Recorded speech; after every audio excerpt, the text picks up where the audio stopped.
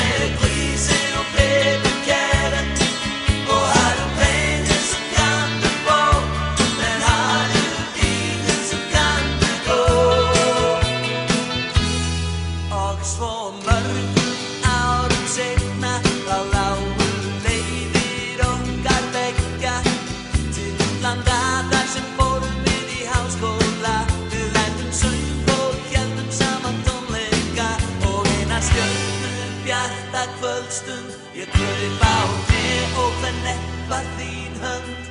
Þú sagðir já, kyssti